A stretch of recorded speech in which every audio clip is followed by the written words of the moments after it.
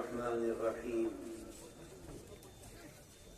الحمد لله وكفى وسلام على عباده الذين اصطفى أما بعد طلبہ عزیز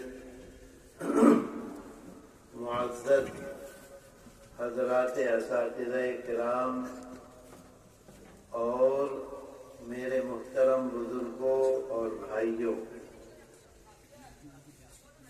آج پہلی مرتبہ میں آپ کے اس گاؤں میں، اس بستی میں اور آپ کے اس مدرسے میں آیا۔ جیسے ہی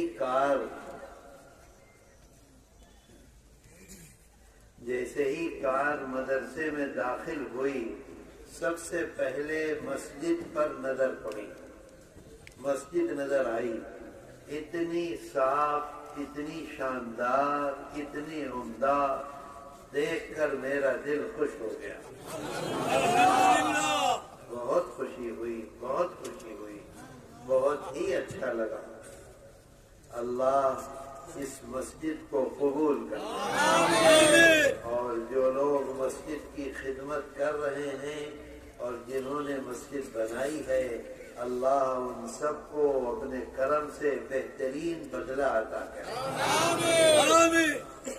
اور پھر اس کے بعد مجھ کو چھوٹے استنجے کے لیے جانا تھا۔ میں نے کہا کہ مجھ کو چھوٹے استنجے کے لیے جانا ہے، وضو کرنا ہے۔ میں مدرسوں میں جاتا ہوں، استنجے کے لیے جاتا ہوں، بیت الخلا کو کیا کہتے ہیں؟ بیت الخلا میں جاتا ہوں، بدبو بدبو بدبو گندگی رہتی ہے۔ آپ کے مدرسے میں گیا، بیت الخلا میں گیا، بالکل صاف ستھرا، کوئی بدبو نہیں، بہت پرشکار تھا۔ میرے دل سے بہت دعا نکلی۔ اللہ مولانا عبد المالک کی عمر میں برکت عطا کرے، اور یہ مدرسے کی خدمت کر رہے ہیں، اللہ اس خدمت کو قبول کرے اور ان کی عمر میں خیر کے ساتھ برکت عطا کرے۔ مجھ کو بہت اچھا لگا، بہت خوشی ہوئی۔ الحمدللہ۔ مشکل میرے لیے یہ ہے کہ صبح سے سفر کر رہا ہوں اور پھر ابھی واپس جانا ہے۔ بچیوں کی بھی تعلیم ہو رہی ہے، بچوں کی بھی تعلیم ہو رہی ہے، قرآن کریم کی بھی تعلیم ہو رہی ہے۔ چھوٹے چھوٹے بچے جن کو آپ لوگ صبیان کہتے ہیں، ان کی بھی تعلیم کا انتظام ہے۔ اللہ تعالیٰ جب ہمیں توفیق دے رہا ہے تو اس کا مطلب یہ ہے کہ قبول بھی کر رہا ہے۔ اگر ہمیں توفیق دے رہا ہے اللہ خدمت کی، تو اس کا مطلب یہ ہے کہ وہ قبول کر رہا ہے۔ اگر قبول نہیں کرے گا تو توفیق نہیں دے گا۔ اس بات کو یاد رکھو۔ آپ نے مدرسے کو پیسہ دیا، اگلے دن پھر آپ کے دل میں آیا کہ پیسہ دوں، تو اس کا مطلب یہ ہے کہ کل کا پیسہ اللہ نے قبول کر لیا تو اگلے دن آپ کو توفیق دی۔ اگر کل کا قبول نہ کرتا تو آج توفیق نہ ہوتی۔ تو اللہ کا شکر ہے، آپ ہیں، مولانا ہیں، مدرسے کے محبین ہیں، مدرسے کے ملازمین ہیں، گاؤں کے رہنے والے ہیں، سب کی سب محنت کر رہے ہیں۔ سب کی محنت سے مدرسہ چل رہا ہے اور انشاءاللہ آگے بڑھے گا، بڑھتا رہے گا۔ الحمدللہ۔ میرے دوستو، اصل میں میں تو اردو بولتا ہوں اور آپ سلہٹی بولتے ہیں، تو میری بات آپ نہیں سمجھیں گے اور آپ کی بات میں نہیں سمجھ پاتا کچھ بھی۔ سمجھتے ہیں کیونکہ ہندوستان قریب ہے۔ تو میرے دوستو، ہمارے سلہٹ میں سب سے پہلے کون آئے مسلمان؟ کون آئے؟ شاہ جلال مجددی رحمت اللہ علیہ۔ اس وقت یہاں مسلمان تھے؟ نہیں تھے. کوئی ان کو جاننے والا تھا؟ نہیں تھا. آخر ان کے اندر کیا کمال تھا کہ جو ان کو دیکھتا تھا وہ ان کا خادم بن جاتا تھا. جو ان کو دیکھتا تھا وہ ان سے محبت کرنے لگتا تھا. نماز وہ بھی پڑھتے تھے، نماز ہم بھی پڑھتے ہیں. داڑھی وہ بھی رکھتے تھے، داڑھی ہم بھی رکھتے ہیں. روزہ وہ بھی رکھتے تھے، روزہ ہم بھی رکھتے ہیں. پھر آخر بات کیا تھی؟ وہ بھی اللہ کو ایک مانتے تھے، ہم بھی اللہ کو ایک مانتے ہیں. حضرت محمد صلی اللہ علیہ وسلم کو وہ بھی اپنا نبی مانتے تھے، ہم بھی اپنا نبی مانتے ہیں. وہ بھی ہمارے نبی کو آخری نبی اور تمام نبیوں کا سردار مانتے تھے، ہم بھی آخری نبی اور تمام نبیوں کا سردار مانتے ہیں. پھر کیا بات ہے کہ ان کو دیکھ کر تو پورا علاقہ مسلمان ہو گیا، اور ہم کو دیکھ کر آج تک ایک آدمی بھی اسلام کے قریب نہیں آیا. بتاؤ ہے کہ نہیں ہے؟ اصل میں اسلام جو ہے وہ ایسا دین ہے، ایسا مذہب ہے جو انسان کو کس نے پیدا کیا، اور اسلام کو کس نے بھیجا دنیا میں؟ اللہ نے. حضرت جبریل امین لے کر آئے کس کے پاس؟ ہمارے آقا اور سردار حضرت محمد صلی اللہ علیہ وسلم. تو ہم کو پیدا کرنے والا اللہ، ہمارے مذہب کو ہم تک پہنچانے والا اللہ. اس کا مطلب یہ ہے کہ ہمارا مذہب جو ہے وہ انسان کی جو فطرت ہے اس کے مطابق ہے. فطرت سمجھ گئے جی؟ ابھی یہاں بکری لے آئیے، چھاگل کی فطرت کیا انسان جیسی ہے؟ بتاؤ. چھاگل کی فطرت الگ ہے، انسان کی فطرت الگ ہے. ایک بات بتاؤں، آپ ناراض نہ ہوں. جب آدمی پان کھاتا ہے اور پان کھا گیا ایسے ایسے کرتا ہے تو بتاؤ چھاگل جیسا لگتا ہے کہ نہیں؟ تو انسان کی فطرت الگ، جانور کی فطرت الگ، گائے کی فطرت الگ، بکری کی فطرت الگ، سانپ کی فطرت الگ، ہر چیز کی فطرت الگ ہے. انسان اللہ کے سامنے جواب دے گا. گائے بھی جواب دے گی، انسان جواب دے گا. نماز کون پڑھتا ہے؟ گائے پڑھتی ہے؟ نہیں، انسان پڑھتا ہے. کیونکہ انسان کو اللہ نے پیدا کیا ہے اسی کام کے لیے. تو دین، ہمارا دین جو ہے وہ انسانی فطرت کے مطابق ہے. فطرت کو کیا کہتے ہیں؟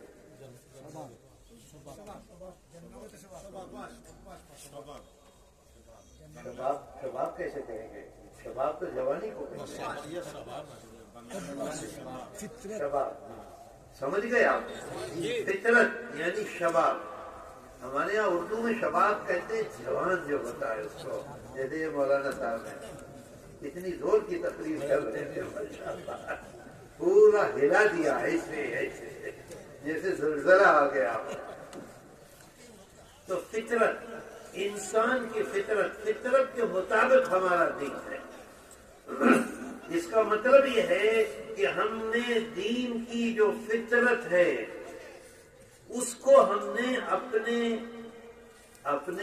اپنے سے ہٹا دیا ہے، نکال دیا ہے. ہم فطرت کے مطابق اپنے مذہب پر عمل نہیں کرتے. اس بات کو یاد رکھیے. اگر ہم فطرت کے مطابق اپنے مذہب پر عمل کریں تو ہر انسان ہمارے قریب آئے گا، ہر انسان ہم سے محبت کرے گا. ہندو ہے، انسان ہے. عیسائی ہے، انسان ہے. سکھ ہے، انسان ہے. اگر ہم فطرت کے مطابق، انسانیت، ہمارا مذہب ہمیں انسانیت کی تعلیم دیتا ہے. اگر ہم فطرت کے مطابق، انسانیت کے مطابق اپنے مذہب پر عمل کریں گے تو ہر انسان ہمارے سے محبت کرے گا. اس بات کو یاد رکھیے. حضرت مجدد یمنی رحمت اللہ علیہ جب آئے ہیں حضرت خواجہ اجمیری رحمۃ اللہ علیہ جب آئے ہیں، حضرت اس علاقے میں چاٹگام میں ایک صحابی تشریف لائے تھے، کیا نام تھا؟ حضرت تمیم داری رضی اللہ عنہ، اللہ کے رسول صلی اللہ علیہ وسلم سے ڈائریکٹ مذہب کو سیکھا تھا، فطرت کے مطابق عمل کرتے۔ ہم اس فطرت کو چھوڑ چکے ہیں، بالکل ختم، ہمارے ذہنی میں نہیں۔ ہم تو یہ سمجھتے ہیں نماز پڑھ لی کام ہو گیا، داڑھی رکھ لی ہو گیا، عمرہ کر لیا ہو گیا، حج کر لیا ہو گیا، چلے میں چلے گئے ہو گیا، کچھ نہیں، اور ہم پر کچھ نہیں۔ میرے دوستو، ایک واقعہ سناؤں آپ کو۔ مسلمانوں کو مکہ مکرمہ میں جب انتہائی پریشان کیا گیا تو مسلمان اللہ کے رسول صلی اللہ علیہ وسلم نے ان کو انومتی دے دی، اجازت دے دی کہ تم افریقہ چلے جاؤ۔ افریقہ میں ایک بادشاہ تھا جو حضرت عیسیٰ علیہ السلام کے مذہب پر عمل کرتا تھا، اس کے پاس بھیج دیا۔ مسلمان عورت، مرد، بچے، یہ سب کے سب وہاں چلے گئے، فیملیاں چلی گئیں اور وہاں آرام سے رہنے لگے۔ مکے کے لوگ جو دشمن تھے اسلام کے، انہوں نے یہ دیکھا کہ وہاں تو مسلمان آرام سے ہے، تو انہوں نے یہاں سے ایک وفد بنایا۔ وفد کو کیا کہتے ہیں؟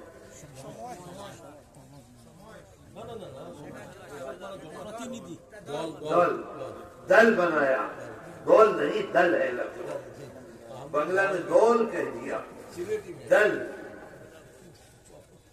ہمارے ہاں یہ اصل میں ہندی لفظ ہے دل۔ ہمارے ہاں کوئی پارٹی بناتا ہے، کہتا ہے لوکل دل، لوک دل، ہم کہتے ہیں لوکل دل۔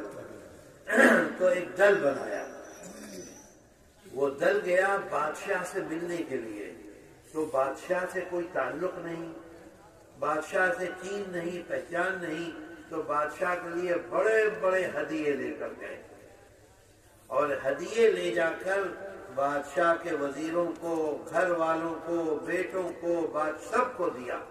اور جانے کے بعد یہ کہا، بادشاہ نے پوچھا بھائی کیوں آئے ہو، کیوں ہدیے لے کر آئے ہو تم لوگ؟ تو انہوں نے کہا کہ ہمارے لوگ بدھی ان کی ختم ہو گئی ہے، پاگل ہو گئے ہیں، انہوں نے ایک نیا دین بنا لیا ہے، ان کے نئے دین بنانے کی وجہ سے ہم نے بہت جھگڑا لڑائی ہے، وہ ہمارے ہاں سے بھاگ کر آپ کے پاس آ گئے ہیں، آپ ان کو ہم کو دے دو، ہم انہیں اپنے ساتھ لے جائیں گے۔ تو جو بادشاہ کے وہاں تھے انہوں نے کہا میں ایسے نہیں دوں گا، میں اس دل کو بلاؤں گا، اس وفد کو بلاؤں گا اور ان سے پوچھوں گا کہ اصل معاملہ کیا ہے۔ معاملہ سمجھ گئے؟ معاملے کو کیا کہتے ہیں؟ ویاپار وشے کیا ہے؟ اب مسلمان تو پریشان ہو گئے، ساری رات روتے رہے، اللہ کے سامنے گڑ گڑاتے رہے، اور حضرت جعفر طیار رضی اللہ عنہ کو متعین کیا کہ آپ جائیے اور بادشاہ کے سامنے اپنی بات کہیے۔ بادشاہ کے دربار میں ایک طرف حضرت جعفر طیار رضی اللہ عنہ مسلمانوں کے دل کی طرف سے، اور ایک طرف کفار کی طرف سے جو آئے تھے وہ۔ بادشاہ نے پوچھا مسئلہ کیا ہے؟ تو انہوں نے کہا پہلی بات یہ کہی کہ ہم بت پوجا کرتے تھے، سمجھ گئے؟ بت پوجنا، ہم بت پوجتے تھے۔ دوسری بات کیا کہی؟ دوسری بات یہ کہی کہ ہم مردار کھاتے تھے۔ مردار سمجھ گئے؟ سمجھ گئے، حرام کھاتے تھے۔ مردار کا مطلب یہ نہیں ہے کہ مرا ہوا بیل کھا رہے ہیں، مردار کا مطلب یہ نہیں کہ مری ہوئی بکری کھا رہے ہیں، مردار کا مطلب یہ ہے کہ حرام کھاتے تھے، حلال نہیں کھاتے تھے۔ بات سمجھ گئے؟ اور تیسری بات فرمائی کہ ہمارا جو پڑوسی ہوتا تھا پڑوسی کو کیا کہتے ہیں؟ پرتیبیشی. ہمارا جو پرتیبیشی ہوتا تھا ہم اس کے اوپر اتنا ظلم کرتے تھے، اتنا ظلم کرتے تھے، اتنا ظلم کرتے تھے کہ وہ ختم ہو جاتا تھا، مر جاتا تھا. اگر جو بھی غریب ہے اس کے اوپر ہم ظلم کرتے تھے. ہمارے گھر کے بغل میں رہتا ہے، ہمارے محلے میں رہتا ہے، ہمارے گاؤں میں رہتا ہے، ہمارے اس میں شہر میں رہتا ہے، ہم اس کے اوپر ظلم کرتے تھے، ظلم کرتے تھے، ظلم کرتے تھے. 3 باتیں بتائیں. کیا 3 باتیں؟ بولو. مورتی پوجا. تم بھی بولو. کیا؟ مورتی پوجا کرتے ہیں. دوسری بات حرام مردار. ایسا حرام آپ سوچئے آپ کی بکری مر جائے آپ اسے کھائیں گے؟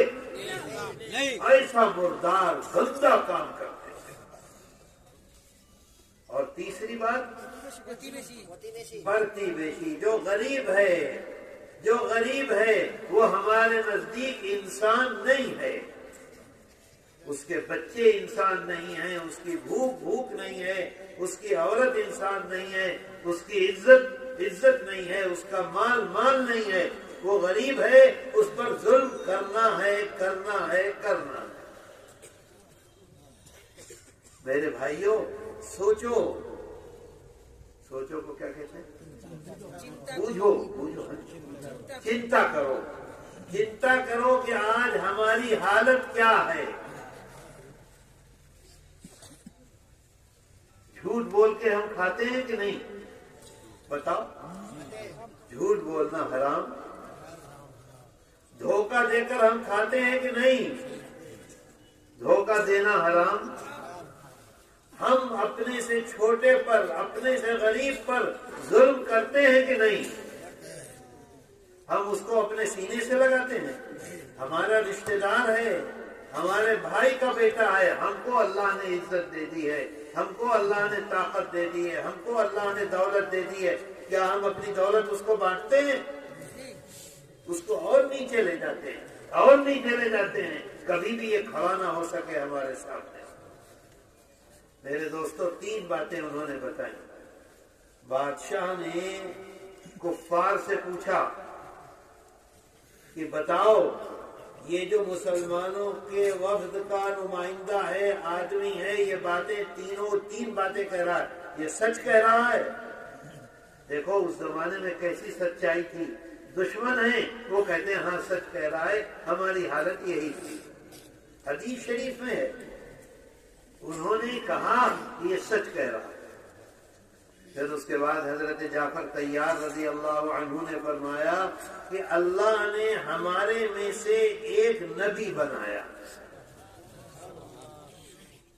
سلہٹ سے نبی نہیں آیا، ڈھاکہ سے نبی نہیں آیا، کلکتے سے نبی نہیں آیا. کہاں نبی؟ ہمارے میں سے، اسی گاؤں سے، جس کے باپ کو ہم جانتے تھے، جس کی ماں کو ہم جانتے تھے، جس کے خاندان کو ہم جانتے تھے، اس میں سے اللہ نے ایک نبی کو پیدا کیا. اور ایسا نبی کہ ہم بچپن سے اس کو دیکھ رہے ہیں. چھوٹا ہے، بڑا ہے، جوان ہے، نوجوان ہے، بزنس کر رہا ہے، امپورٹ کر رہا ہے، ایکسپورٹ کر رہا ہے، ہم جانتے ہیں اسے. فرماتے ہیں کہ اللہ نے ایک نبی بنایا، اس کے اندر 3 باتیں فرما رہے ہیں. دیکھو غور کرو. 3 باتیں. نمبر 1 3 باتیں فرمائی. نمبر 1 اس کی وفاداری کو ہم جانتے ہیں. وفاداری سمجھ گئے؟ وفاداری کو کیا کہتے ہیں؟ چپ رہو، تم سے پوچھو. یہ بڑا مقدس ہے. ہم کیا ہے؟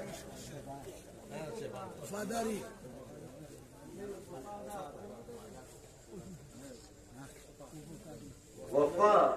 وفا کو کیا کہتے ہیں بنگلہ میں؟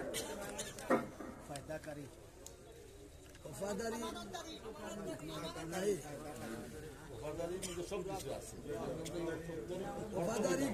ایک انسان کے اندر وفاداری ہے جس سے ہر آدمی کے ساتھ وفاداری، کسی کو دھوکہ نہیں دیتا. کسی کو نقصان نہیں پہنچاتا، کسی کے ساتھ جھوٹ نہیں بولتا، کسی کے ساتھ معاملہ خراب نہیں کرتا، ہر ایک کا وفادار ہے وہ۔ امانت داری الگ ہے، اپکاری نہیں۔ خیر سمجھ گئے بات کو؟ کیا کہتے ہیں بنگلہ میں کچھ کہتے ہوں گے، ہمارے لوگ ہم کو یہ بات بتلاتے نہیں ہیں، اس وجہ سے جانتے نہیں۔ مجھے یہ بتلاؤ کہ ہماری دوستی ہو گئی، بہت خرچہ کیا ہمارے اوپر، بہت خرچہ کیا، جب سارا مال لے لیا تو ہم نے بے وفائی کی، یہاں سے چلے گئے۔ اب آدمی رو رہا ہے، اسے کیا کہتے ہیں؟ غداری کے مقابلے میں وفاداری ہے۔ سمجھ گئے بات کو؟ غداری کے مقابلے میں وفاداری ہے۔ تو حضرت جعفر طیار رضی اللہ عنہ فرماتے ہیں اس کی وفاداری کو ہم جانتے ہیں۔ نمبر 1 وفادار، کسی کے ساتھ غداری نہیں کرتا۔ پوری زندگی 40 سال ہو گئے، کوئی ایک مانوس یہ نہیں کہہ سکتا کہ اس نے غداری کی ہے۔ دوسری بات، اس کی سچائی کو ہم جانتے ہیں، کبھی اس نے کسی کے ساتھ جھوٹ نہیں بولا، مٹھا کوتھا نہیں بولا، کبھی بھی۔ میرے دوستو، کوئی مسلمان آج یہ دعویٰ کر سکتا ہے کہ میں کبھی جھوٹ نہیں بولا؟ دعویٰ کر سکتا ہے؟ نہیں کر سکتا، کیونکہ ہم تو جھوٹ ہی بولتے ہیں، اور جھوٹ جنت کے لیے نہیں بولتے، جھوٹ بولتے ہیں اس دنیا کے لیے جسے چھوڑ کر جانا ہے۔ وہ فرماتے ہیں اس کی وفاداری کو ہم جانتے ہیں، اس کی سچائی کو ہم جانتے ہیں، کبھی جھوٹ نہیں بولا انہوں نے۔ اور تیسری بات یہ فرمائی کہ کبھی کسی پڑوسی کے ساتھ، کبھی کسی رشتہ دار کے ساتھ، کبھی کسی چھوٹے کے ساتھ، کبھی کسی غریب کے ساتھ، کبھی کسی پریشان حال کے ساتھ، کبھی کسی بیمار کے ساتھ، کبھی بھی انہوں نے کوئی خراب معاملہ نہیں کیا۔ اگر مسلمان آج ان 3 چیزوں کو پکڑ لے، وفادار، ہر آدمی کو یہ یقین ہو جائے کہ یہ میرا وفادار ہے، میرے ساتھ غداری نہیں کرے گا، مجھ کو نقصان نہیں پہنچائے گا، جہاں تک ہو سکے گا مجھ کو فائدہ پہنچائے گا، سپورٹ کرے گا۔ اگر یہ یقین ہو جائے آپ کے بارے میں، میرے بارے میں، بتاؤ ہر آدمی اس سے محبت کرے گا کہ نہیں کرے گا؟ دوسری بات، اگر ہر آدمی کو یقین ہو جائے کہ یہ اپنا گلا کٹوا لے گا، مر جائے گا، لیکن جھوٹ نہیں بولے گا، بتاؤ اعتماد کرے گا ہم پر آدمی کہ نہیں کرے گا؟ اور تیسری بات یہ کہ کبھی کسی کے ساتھ خراب معاملہ، نقصان پہنچانے کا معاملہ کبھی نہیں کرے گا۔ مجھے بتاؤ ایسا مانوس اگر کسی گاؤں میں ہو، ایسا مانوس اگر کسی بازار میں ہو، ایسا مانوس اگر کسی سٹی میں ہو، تو ہر آدمی اس سے محبت کرے گا کہ نہیں کرے گا؟ جو بات وہ کہے گا ہر آدمی مانے گا کہ نہیں مانے گا؟ 3 صفتیں بیان کی، وفاداری، سچائی، امانت داری۔ آج اگر آپ مجھ کو 10 کروڑ ٹکا دے دیں تو میں تو صبح ہونے سے پہلے انڈیا چلا جاؤں گا، آپ مجھے ڈھونڈتے رہیں گے۔ یہ نہیں ہے کہ 10 روپے لے کر بھاگوں گا، میں 10 روپے لے کر نہیں جاؤں گا صبح کو آپ، لیکن 10 کروڑ ٹکا اگر آپ مجھے دیں گے تو میں تو یہاں سے بھاگ جاؤں گا۔ امانت داری کا مطلب یہ ہے 1000 کروڑ ٹکا دے دیا، کبھی ایک پائی اوپر سے نیچے نہیں، دیکھو یہ تمہارا ٹکا ہے، 1 سال میں نے حفاظت کی، اپنا ٹکا لے جاؤ۔ یہ جو بادشاہ تھا اس نے وہ کفار سے پوچھا کہ بتاؤ تم یہ جو بتلا رہے ہیں نبی کی صفات، یہ جو انسان کی صفت بتلا رہے ہیں یہ صحیح ہے؟ کفار نے کہا صحیح ہے۔ بادشاہ نے کہا یہ صفت تو نبی کی ہوتی ہے۔ رونا شروع کیا، رونا شروع کیا۔ اس کے بعد انہوں نے کہا کہ انہوں نے ہم کو 5 چیزوں کی تعلیم دی۔ کتنی چیزوں کی؟ 5 چیزوں کی۔ نمبر ایک انہوں نے ہم سے کہا اللہ ایک ہے۔ اس مندر میں ایک خدا، اس مندر میں ایک خدا، اس درخت میں ایک خدا، اس سانپ میں ایک خدا نہیں، خدا ایک ہے جو سب کو پالنے والا ہے، سب کو پیدا کرنے والا ہے۔